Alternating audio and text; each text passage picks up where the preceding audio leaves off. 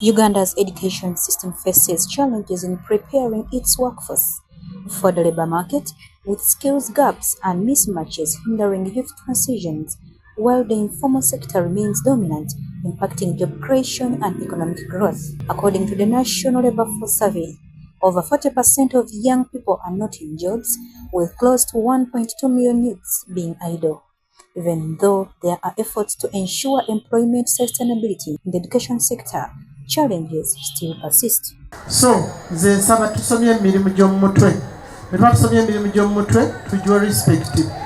This is the reason the government of Uganda, in partnership with stakeholders and German cooperation, has convened to strengthen the technical and vocational education and training system, TVET, among East African member communities to enhance the employability of graduates and improve industrial productivity. Mason, an electrician, a plumber in Germany is considered to be a most respectable member of society.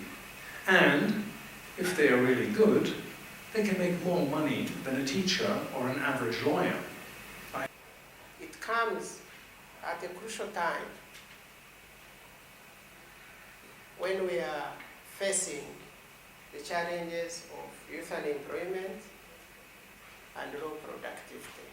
Ambassador Matthias Schoer, the German ambassador, says this initiative will help enable youths to easily undergo training programs through TVET to face fewer challenges in the employment field.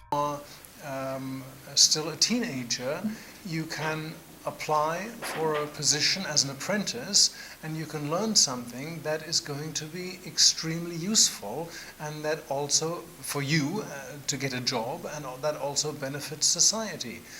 Every country needs masons, carpenters, plumbers, electricians, and there's so many other crafts.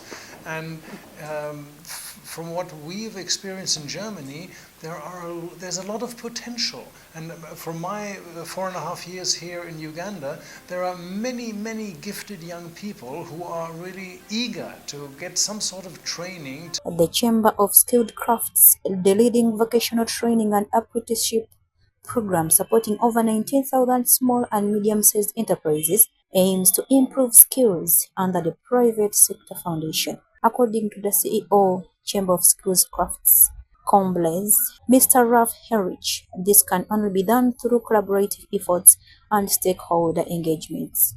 Is one of the most important things. You must explain to the companies what is the success factor, why are they interested to have this system of dual education.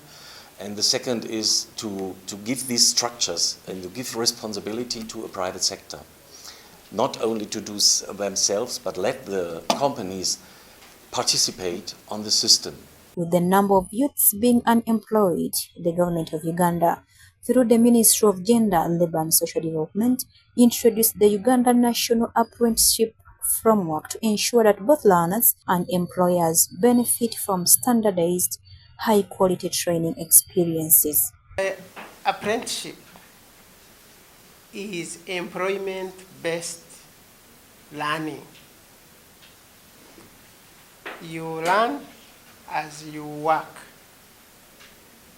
While internship is part of the pedagogy system, what you acquire is part of your qualification, but you are part of the pedagogy. And then secondly, in internship, you do not have a contract of service because you are a student.